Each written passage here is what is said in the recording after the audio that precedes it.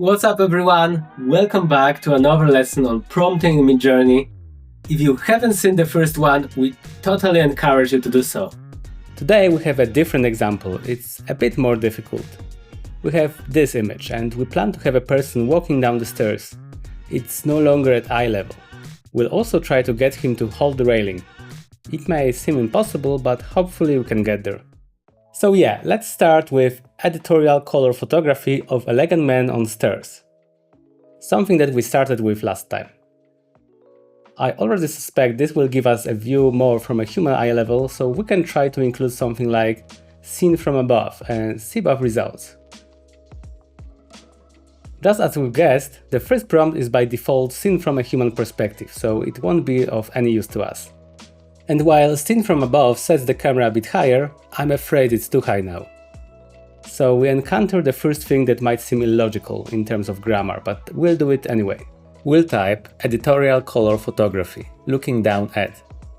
Which might sound a bit strange, like the photograph is looking down, but I think it has a better chance of capturing the angle. We'll find out in a second if I'm right. And it turned out it didn't work. It's basically the same as it was before. Sometimes adding looking down helps, but that's okay. We'll approach it a bit differently. We will try to force Midjourney to change the camera by adding additional action to the prompt. I'll put turned back on stairs and holding railing here. I hope the holding railing will impact the generations and lower the camera, which, believe me or not, is the case. This is a tricky position, but we won't give up. We are convinced it can be done. It's definitely something we can imagine, so there needs to be a way to put it in words. For now, we are unable to extract it. Okay, we have another batch, and unfortunately, it seems we are getting almost the same results. Maybe a camera went a bit lower and we have one guy that's actually holding the rail, but I think it's a great opportunity to test something else. Perhaps this is a good case to try selecting the raw module. Raw module is a lifesaver when you feel stuck. It is more literal with the understanding of prompts. Let's see if we get lucky. And boom! We see that all of a sudden enabling raw allows us to have all the characters turned from the back. So there's definitely some effect. Let's run a few different generations here and maybe we'll be lucky enough to catch something. If we feel we are getting somewhere, it's nice to do more of those generations.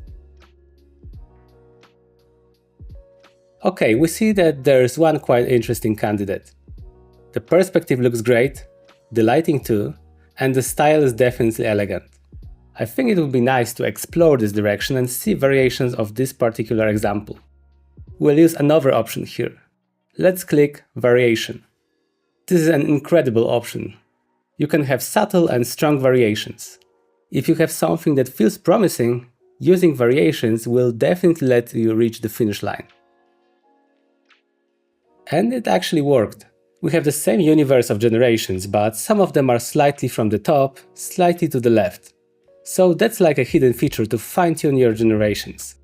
Remember that the most important is not to be obsessed about getting everything 100% correct. Even though we don't have the legs, it's fine. Also, even if the light wouldn't be perfect, we could handle it in Photoshop. Remember, at this point we are trying to get us started, and this is exactly what we did here.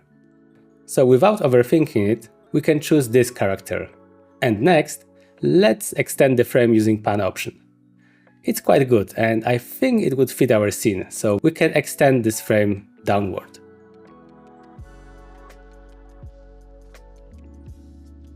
Okay, that seems to make the most sense.